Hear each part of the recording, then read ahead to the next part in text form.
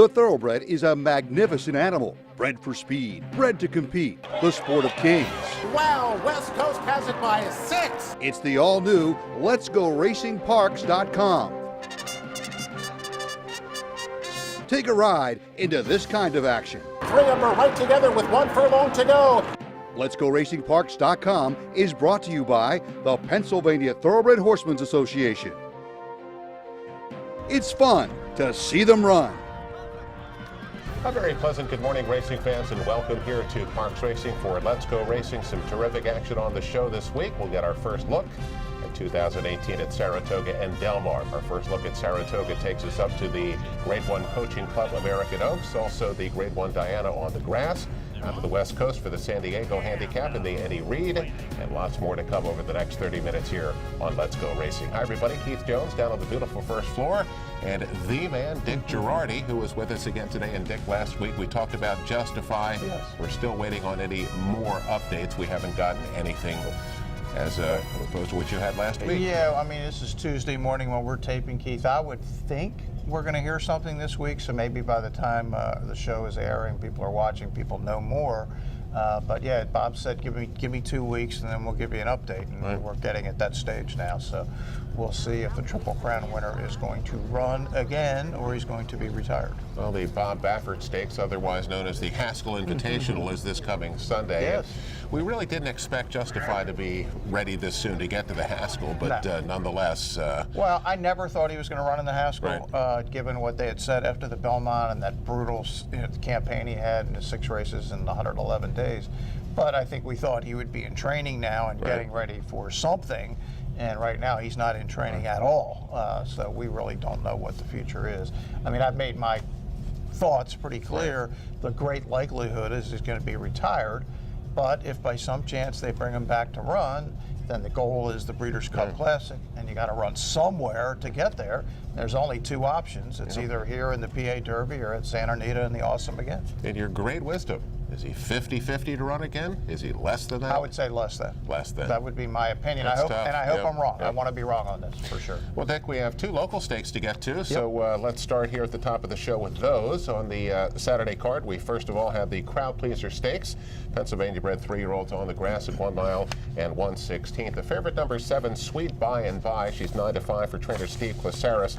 I think she's a filly. Yep. She's going to take on the boys for the first time. Dick, you go back at her past performance lines as a 2-year-old. She made 1 start on the grass at Saratoga in a special weight. She was 3rd that day. That's a pretty good debut. Yeah, it tells you something like about how talented that she is, and obviously she's just been on a roll here, winning by 7, winning 6, winning by 2, winning on the grass, winning on the dirt, winning along, all kinds of things. What's interesting, I did a handicapping seminar with our friend Iggy Saturday morning, and he goes, she's a filly. I said, yeah, and you probably thought Bobby Riggs was going to beat Billie Jean King too. I mean, really, who cares if she's a filly or not? She might just be better than all these horses. Well, Steve's done a terrific job getting her ready. This will be her first stakes appearance. Dick's second choice, number 4, Wait For It, goes off at a price of 9-2 for that guy, Eddie Coletti. My man. And Eddie Coletti has been one of the hotter trainers on the ground. No doubt. We obviously had Eddie on last week, and he got his graded stake, and he's winning with 25%. And this is just a question here: is there a grass here? Yep. Certainly, talent-wise, this horse has it, but is he gonna be okay on the grass? Hasn't been on the grass, hasn't been long yet, and we will find out. But Sweet By and By, the 9-5 choice. Here's the call. And Smooth B leads it by just about 2 lengths. Sweet By and By will sit a stalking trip. She is now second by just over a length. Little Sigate comes on 3 wide to be a closer 3rd. Pennsylvania sits a ground-saving 4th and going to the backside of the course, about 3.5 lengths behind. Tudak's Expectations is alongside racing in 5th. Colonel Moorhead now 6th, and it's Great Bend. Wait For It moved into the clear on the far outside and beginning to improve for the back of the pack. 48-2 for the half. So Smooth B has been able to control the pace so far. And Smooth B to the far turn just a length. Sweet By and By is on hold. She's second on the outside. 1.5 to Little Sigate. Still well within striking range 3rd. Wait For It has moved up and is now 4th on the outside, but still has better than 4 to make up. Down inside, Colonel Moorhead is 5th. They move for the top of the stretch, and Sweet By and By gets her cue to come up after Smooth B. Smooth B on the inside, Sweet By and By on the outside. They're off the turn to the 8th pole. Sweet By and By has forged a short lead. Smooth B is down inside fighting on 2nd. It's about 6 back to Wait For It, who's come on 3rd. but Sweet By and By is edge clear late. Well, Dick, as you suggested, maybe the filly was just better, and she was. Sweet By and By goes on to a clear-cut win. That's now 4 in a row. 9 to 5 was the price, $5.80 to win. Smooth B 6 to 1 second for Butch Reed. Number 4, Wait For It, was third. Dick, Sweet By and By now with 4 consecutive wins here to start a 3-year-old season. She has been terrifically managed by Mr. Chris Yeah, Harris. no surprise. Steve's one of the best, and you give him a good horse, he knows what to do with it, and obviously they're going to have some fun with this filly because she is not through winning. No. And those PA bred stakes are just sitting there, dirt, turf, and long, short. Yep. They're going to win a lot of money with her. And Sweet By and By now over 100,000 for the season. Yep. Dick, the other stake, the Marshall Jenny Stakes, 3-year-olds and up on the turf. 5 furlongs is the distance here. The favorite, number 8, The Critical Way, is 9 to 5 for trader Eddie Graham. Now, Dick has been in some tough meets at Churchill, at Keeneland, at Santa Anita, and was good enough to win a second-level allowance down at Keeneland. Yeah, and I think the theory is this is a drop in against PA Breds, even though it's a stake. And of course, we know Eddie Graham. He won the Arlington Million a few years ago. Good dude, and he doesn't start many, but they're always ready when they do start. This was really a wide-open race because the second choice you get 6 to 1. It's the 9 Piper Hill out of the Dale Capuano barn, and Dick came off the break between seasons and won that other than, but was 10 to 1. Yeah, undefeated in just 2 starts on the turf, and Dale doesn't come up here very often. He's one of Maryland's best, but PA bred, he saw the spot, he says, why not? These turf sprints comes down to the finish. Indeed. Here's the call. Spartaganos draws clear. Spartaganos comes to the quarter pole with a 3-length lead. Amblin Band in hot pursuit second. Fielder is on the outside. The Critical Way trying to get involved with a bid down at the inside. Hollywood Talon far outside 5th with 1 furlong to go. Spartaganos in front. On the inside, the Critical Way is gaining. Amblin Band late between horses. On the outside, Fielder is coming on. Spartaganos, here comes Fielder with a late run. Spartaganos, Fielder on the outside. Fielder's got him. Fielder, wow, that's close. Well, Dick, what a terrific finish of the Marshall Jenny, number 2, Spartaganos, who was 8 to 1. Dick does everything but win. Just gets caught at the end by number 5, Fielder, 16 to 1. Turf debut for Mariah Montoya with Michael Sanchez aboard. Gets up at the last moment to win, 35-20 to win. Spartaganos was second. Carlos Guerrero, the 10 Hollywood Talent, an excellent third. Dick, a great run of the Marshall Jenny. Yeah, no, it was a fun race, unless you're the owners of Spartaganos. Oh, I mean, boy, and Michael Pino, the horse ran a winning race and just got beat at the wire.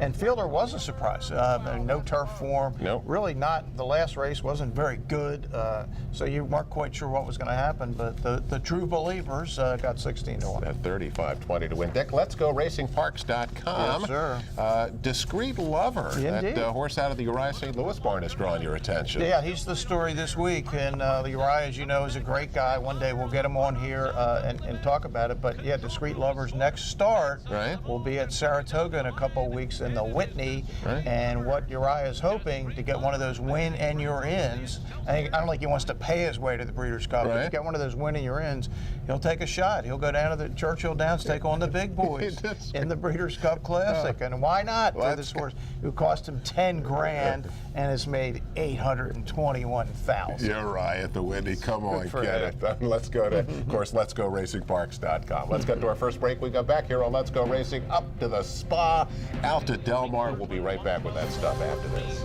They're coming to the top of the stretch, and here we go. Monomoy Girl turning for home in front. Midnight Bisou. Looking to join the thrill and excitement of thoroughbred racehorse ownership? Pewter Stable can get you started. With more than 25 years of experience under the leadership of Greg and Kate DeMasi, Pewter Stable is one of the industry's leaders in racing partnerships, winning hundreds of races and millions of dollars at racetracks all over the Mid-Atlantic, including New York. Pewter Stable is working hard, looking for the very best runners at all the top sales, and we do claiming partnerships as well. No markup, no management fees, makes our partnerships unique and affordable. Training services also provided for individual owners. Give us a call and see what Pewter Stable is all about. The thrill and fun of thoroughbred racehorse ownership is easier than you think. We are Pewter Stable.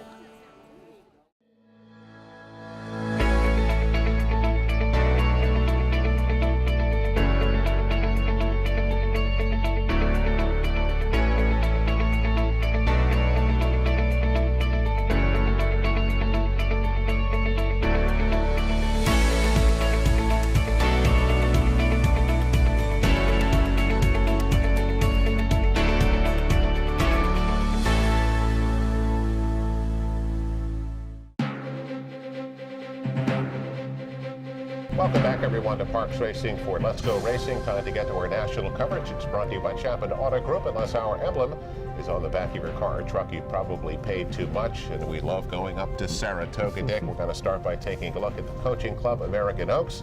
It's a Grade 1 race for the 3-year-old fillies at 9 furlongs, a $300,000 purse. Got just a field of 5.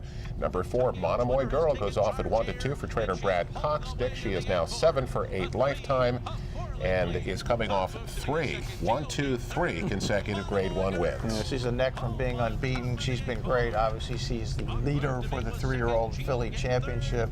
The voting is today. She would be a cinch. Voting is not today, and she's got a pretty good opponent in this race. Second choice, number 2, Midnight Bisou, was 6-5. Now, she was in against Monomoy Girl in the Kentucky Oaks, got a terrible trip that day, and then changed hands. She's now in the barn of Steve Asmussen. Yeah, not a bad barn to be in. A really talented filly in her own right. She's won some great stakes races, and maybe she's trying to take a shot to, well, she is. They are trying to take a shot to wrest the 3-year-old title away. On paper, this looks like a 2-horse race. Monomoy Girl is 1-2. Midnight Bisou is 6-5. Here's the call. They're off in the Coaching Club American Oaks. And it was a good beginning for Monomoy Girl and Geo Game, and these two will go out to the early lead together. So Geo Game will keep Monomoy Girl early company here with Midnight Bisou sitting behind. Mike Smith's got her 3 lengths off of front-running Monomoy Girl. Chocolate Martini and Eskimo Kisses are together at the rear of the field, and they're 6 lengths off the lead. So they head to the backstretch here. We check out that opening quarter mile. It's 24.12 seconds. A reasonable pace for Monomoy Girl with mild pressure on the outside from Geo Game. And Midnight Bisou is just behind the pace setters here. She's 2.5 lengths behind, traveling comfortably up the backstretch, clear of Chocolate Martini and Eskimo Kisses, who are side by side 5 lengths from the front. Monomoy Girl, a half length on Geo Game.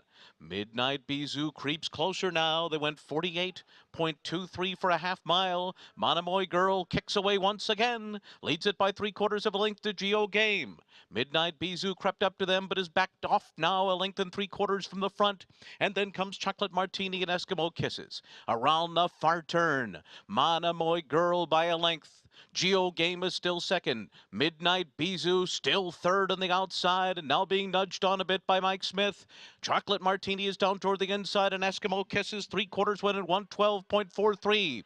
They're coming to the top of the stretch, and here we go. Monomoy Girl turning for home in front. Midnight Bisou has taken second, and she's got dead aim at her if she's good enough as they come into the final furlong of the Coaching Club American Oaks. Monomoy Girl is in front. Midnight Bisou is all out second on the outside. Chocolate Martini is third. Monomoy Girl's got plenty left in the tank. Oh, what a fabulous filly she is! Monomoy Girl wins it by 3. Well, Dick, in the short field, Monomoy Girl was able to control a comfortable pace, and they're not gonna catch her. Dick goes on to win by 3, pays $3 to win. Midnight Bisou was second.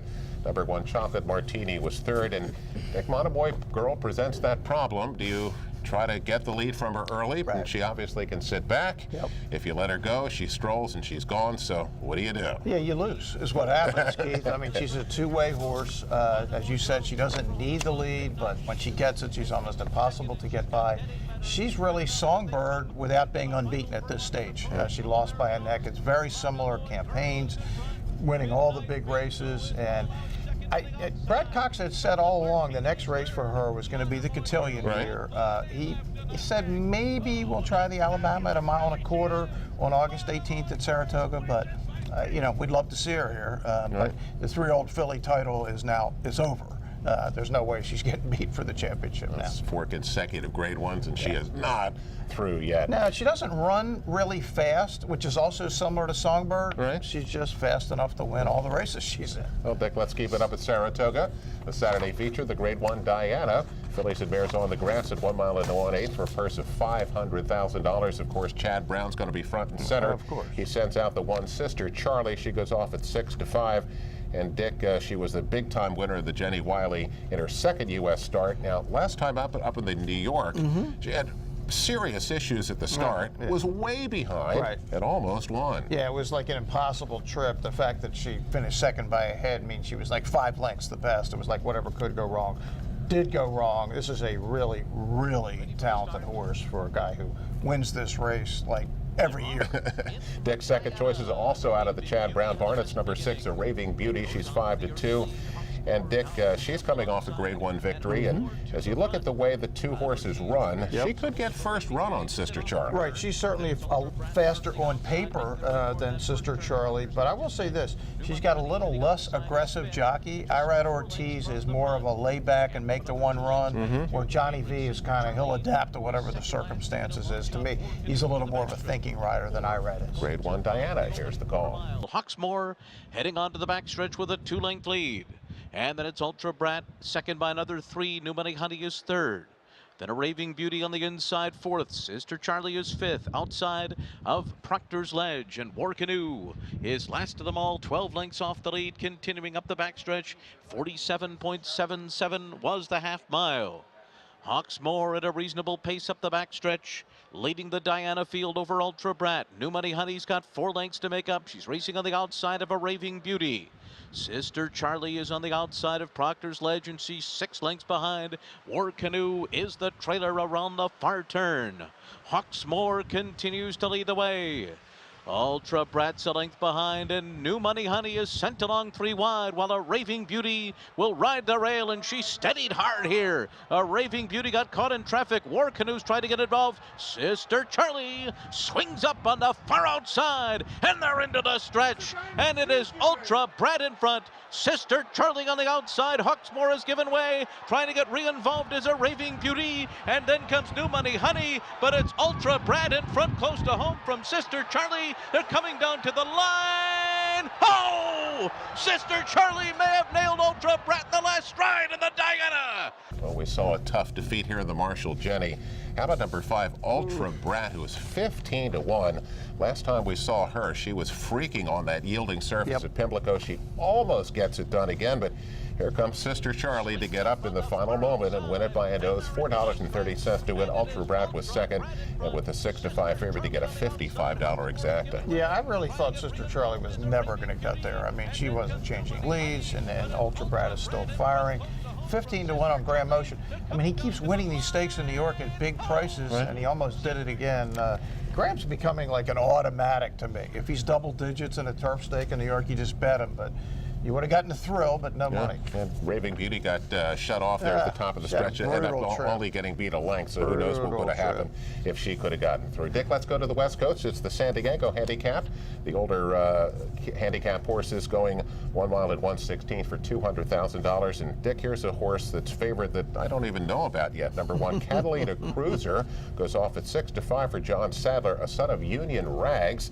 He's 2 for 2, coming off a big number. Yeah, big number, wins by 2, and an optional claimer gets a 107 Meyer. That was his only second start of his career. It started last October.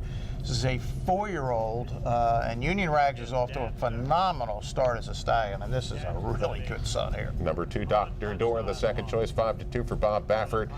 Dick was second behind Accelerate, who was not going to lose back in the Grade 1 Gold Cup. And then Cave Easton did not run well at all in the Suburban. Yeah, he was horrible. And Baffert, typically when he comes east, his horses fire.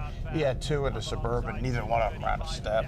Couldn't get in the vicinity of the Great Discreet Lover that day. Speed inside from Catalina Cruiser, 6-5. Here's the call. Catalina Cruiser races a little off the rail, taking a strong hold. Catalina Cruiser goes off to lead it by a length. Dr. Doors right there in second. 2:35 on the far side, a close-up third. Harlan Punch has moved up fourth, no more than 3 lengths off the leaders. And Flavian Pratt has taken Dabster to the back, gives them 5 lengths start. Not in a big hurry as they go down the backstretch. It's Catalina Cruiser. Now Dr. Door starts to apply some pressure from second. 2:35 is on the far side, and Harlan Punch down at the rail. Dabster just been patiently ridden. There's no more than 5 lengths covering the lot. No change in the order. All riders happy with their position. It's Catalina Cruiser and Drayton Van Dyke by a half a length. Dr. Doors right there second. On the far side, 2:35. Now Dabster's asked to pick it up, got 6 to make up. Harlan Punch didn't fire today, he's dropped out. They are coming to the quarter pole. Catalina Cruiser goes on with it. Dr. Door been ridden from second to try to stay with him. 2:35, then it's 5 back to Dabster. They're at the top of the lane, and Catalina Cruiser Cruiser's full of run and going on for home, still being handwritten out here. And it's Catalina Cruiser opening up 4, 5, 6. You can pick your own number now. It's only academic. Catalina Cruiser and Drayden Van Dyke. Catalina Cruiser will remain unbeaten and could not have been more impressive in the San Diego. Well, Catalina Cruiser, 2 short races, sprinting. Yes. Now we're going to go long, and it is over. How about pulling away to win almost 7 at the end? $4.60 to win. Dr. Door was second. The 9 Dabster was third. Dick, how good is Catalina Cruiser? Yeah, I mean, really good. I mean, the circumstances were perfect. Liz in the lead, but only their 3rd career start. 107 buyer again. Stablemate Accelerate would have been obviously the big favorite in the race. He's scratched. He's going to, sounds like John Sadler's going to put him in the Pacific Classic. Sounds like they're going to wait for the Awesome again in September for Catalina Cruiser. Now, both of them potentially could be Breeders' Cup horses. The problem is Sadler is 0 for life in the Breeders' Cup. Yeah. When he leaves California, man, he just, he can't win. It's bizarre, but he just can't win. Well, Dick, let's get to our next break. We got back here on Let's Go Racing, the weekly awards, and more action from the Spa in Del Mar. We'll be right back after this. What does Chapman's 7 locations and 10 car brands mean to you? It means a huge selection of quality pre-owned vehicles, all makes and models, many one-owner, low-mileage certified with miles of factory warranty remaining. Safety checked, meticulously detailed, and each come with a free Carfax report so you can buy with complete confidence at any Chapman Auto store near you. Or shop online anytime at ChapmanPreowned.com. If our emblem is not on your car or truck, you probably did pay too much. Racehorses are pampered, treated with care, and loved. Nothing is more important than their health and their safety. We do right by them, and they do right by us. The hard-working folks who proudly earn our living in Pennsylvania's horse racing and breeding industries. Horse racing is a lot of fun. But it's so much more. It provides tens of thousands of jobs. Jobs, and billions in economic impact each year. All across the Commonwealth. Horse racing in Pennsylvania. It's a winner.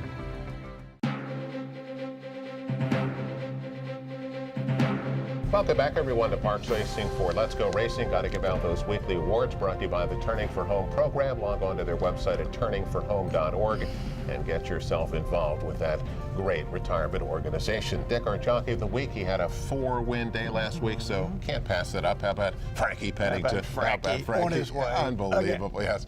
And our trader of the week, our guy Richie Vega, starting to win some races. My man. So keep an eye on the Vega barn. Richie Vega is our trader of the week. Let's get to race recap. Back out to Del Mar, the Grade 2 Eddie Reed.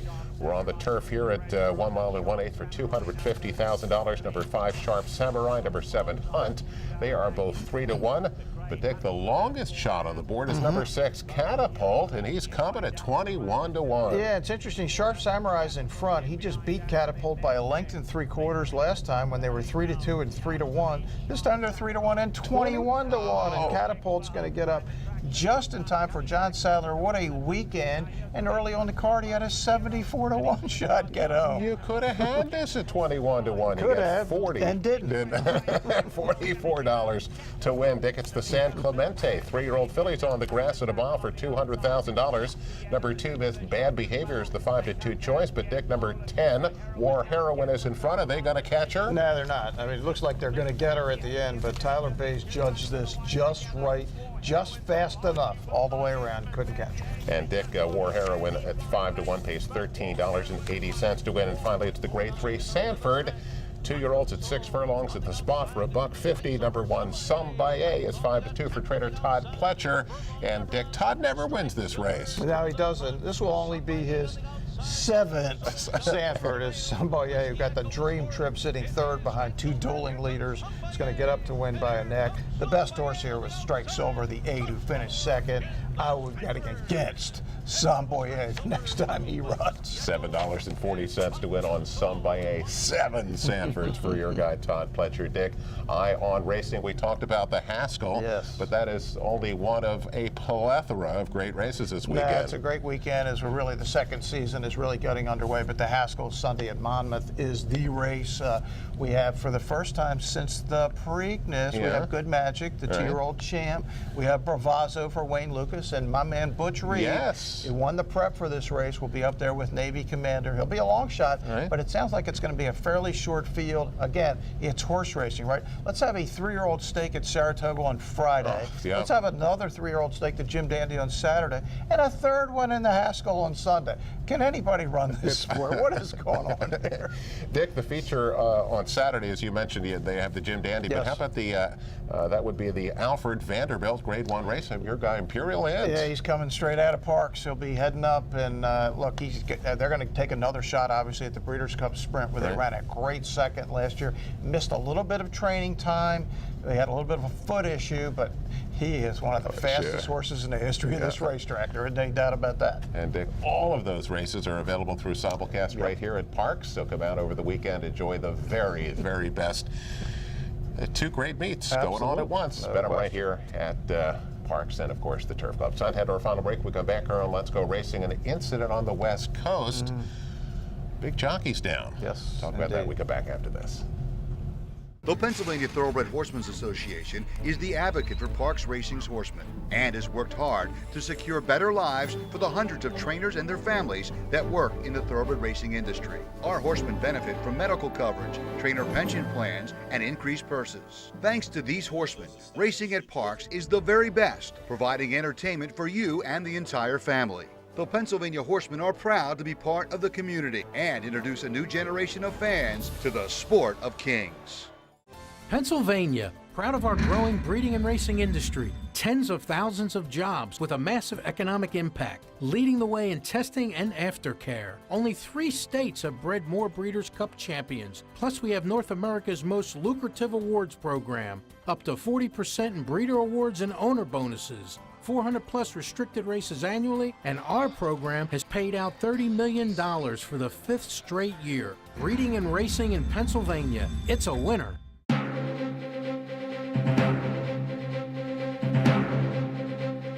Welcome back, everyone, to Parks Racing for Let's Go Racing. News and Notes is our final segment, brought to you by the great folks at the Pewter Stable, headed by Kate DeMasi. Log on to their website at pewterstable.com. Bruce Casella, Dick Girardi, Keith Jones, Dick, Let's Go Racing Parks.com. Your article, Dick's a street lover. I can't wait to read that. Yeah, I mean, Uriah, you know, is one of the great guys at the racetrack, and we promise we're going to get him here on TV, hopefully near future. My daily picks, Craig Donnelly's race, all that kind of stuff. It's all there on Let's Go Racing Parks.com. And Dick, of course, as I mentioned, the simulcast racing and the live racing Bennett right here at Parks throughout the weekend. And Dick, we talked about a jockey, a big-time jockey, went down on the West Coast, and things do happen in the morning. Yeah, Hall of Famer Victor Espinoza was on a horse called Bobby Abu Dhabi when the horse apparently suffered a heart attack, sadly died, and Victor was badly injured, and there was some concern at the beginning. It sounds like he fractured, I think it was a C3, but it was like the football players, the stinger kind of thing. They got him in a neck brace. He's probably going to miss the whole Del Mar meet, but it sounds like no paralysis, and he's going to eventually be okay, but that's a scary moment. Any jockey can tell you that's the worst kind of feeling. Bobby Abu Dhabi was a really good horse. Really good horse. Just really unfortunate. Well, that's going to wrap it up here for this week's edition. Join us next week, and we'll see you again here on Let's Go Racing.